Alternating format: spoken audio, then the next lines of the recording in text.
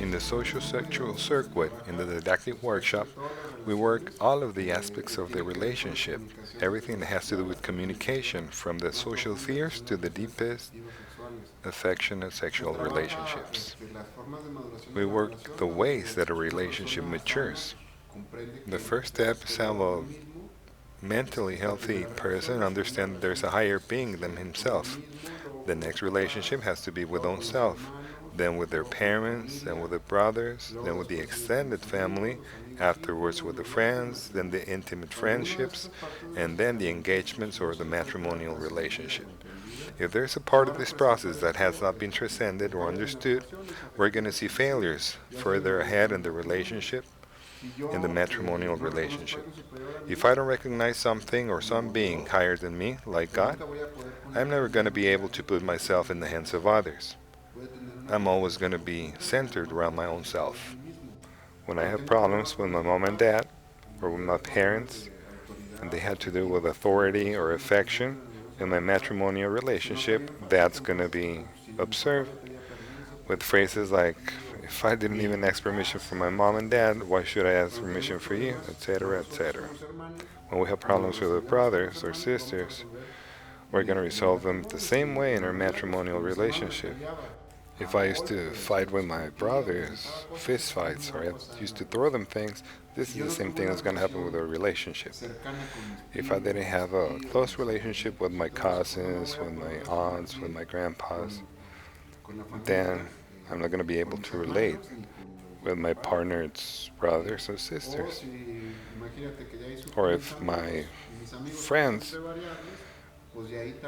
are really variable, I have a lot of them, then my affectional relationships are going to be like that. I'm not going to be stable relationship with anybody. I'm going to be changing them all the time. I'm going to be doubting all the time with my friends or with the relationships that I have with my friends. Or if I have intimate relationships, imagine that I had a more intimate relationship than my partner. There's going to be problems. Or if my partner has a more intimate relationship with their friends than with me, well, this is going to be a problem. These aspects we're going to be touching in that specific circuit. In the first stages of divorce, everything seems like it's positive. It seems like it's mature. Look at them. They feel, they do, they think different things, and they respect themselves. And they don't have problems. And we look at ourselves and look, we have problems even if we discuss the brand of milk we will have to buy. Look at them. They trust each other. They go to vacations to their own places. She goes with her girlfriends and he goes with his boyfriends. They have trust in each other. But if you look at the divorce process, which is silent, it'll become more obvious when they get thrills from different things. The orientation of the relationship is not with their partners, but with the things that thrill them. And this is how the divorce process starts. So physical situations in the divorce process become obvious. Physical divorces start. They sleep in separate rooms. They don't care about what people can do. Till we go into the spiritual divorce. People can live in the same house, but they don't care if they cheat on each other. If they do, they don't do. If they tell each other what they do or they don't. Another fundamental process that we see in the didactic workshop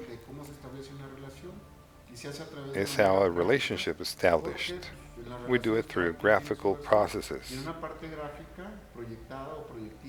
We have a graphical projection work in which we can see all the points of conflict within the relationship and why does this conflict exist. Because you want the partner to be the way that you want him to be.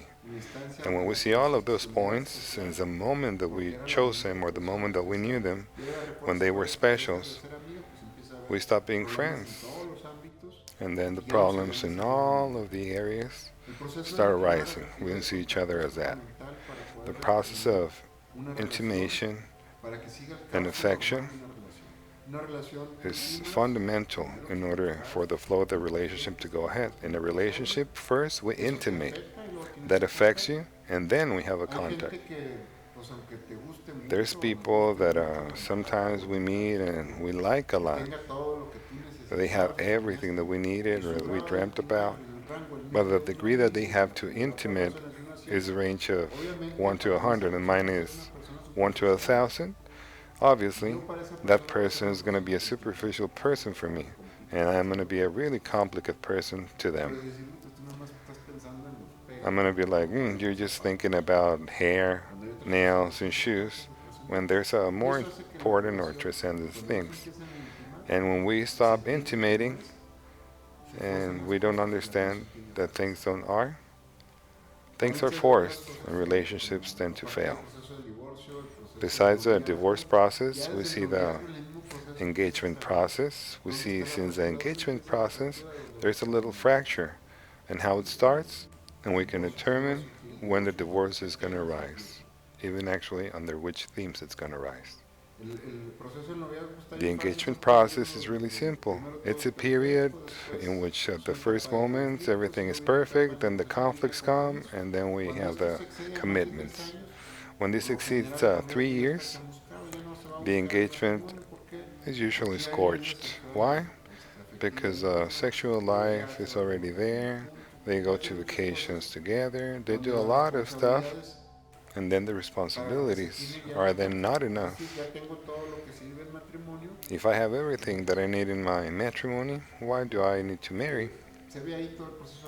We see all of the engagement process within other things. The most important thing in this circuit is the incrementation of the civilized intelligence. How do I relate myself with people? How do people look at me? And this part has to do with service. In the end, you measure people and how they serve, even if it sounds bad. If you serve, you're going to be taken into account. If you don't, you're not. But in depth of this, the important thing is service. That is one of the most essential things that we work in the didactic workshop. Within the index school, we see the reception, increment of intelligence, and fusion.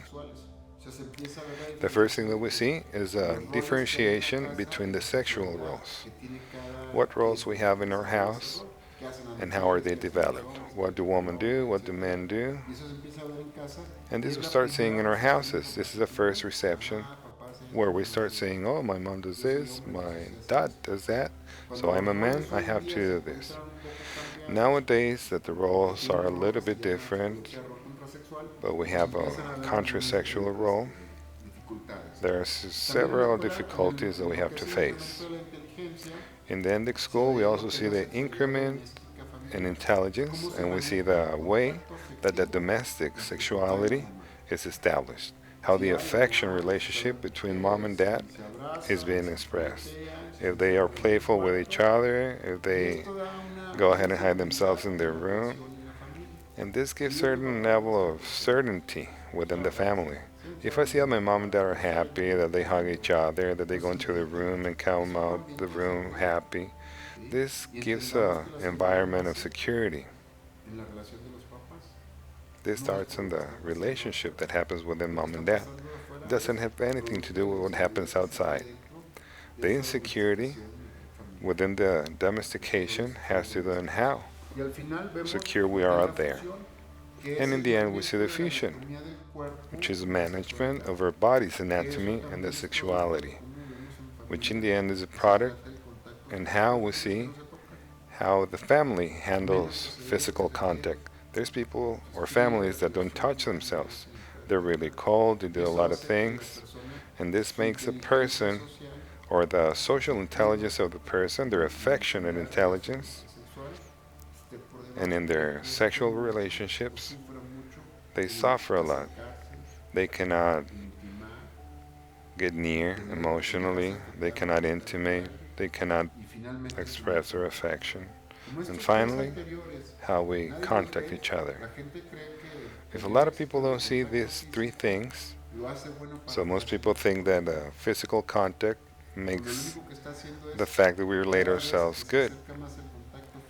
But the only thing that this makes is the fact that every time that we get near physical contact, this actually takes out all the possibilities of relating in an intimate relationship. We take away the intimation process and the affection process. We don't know what to talk about. There's people that get married and their relationships were based around their friends. So when they're by themselves, they don't know what to talk about. They don't know how to make plans. They don't have projects together. So then, let's get out of here. Let's go to a certain place, do this, do that. And this is the part when we don't know how to intimate. This we see in the endic school. We see the patterns as well. We make the auto-elusive meditation. We explore the patterns. And here, we do reimpress on our nervous system. This work is called efecto túnel. This work has to do with directing or giving direction to my brain to make him do what we need. I want to perceive this. I want to experience this. I want to be aware of these things. And then the brain gathers all the information so that I can experience myself like that. The central point is that the person has in its own hands the capacity to detect whatever is being expected from him and be able to give it. And also ask for what he needs or he's expecting from the relationship. This means elevating the transactional qualities in the relationship. This is what we see in the endic school, in the social sexual circuit.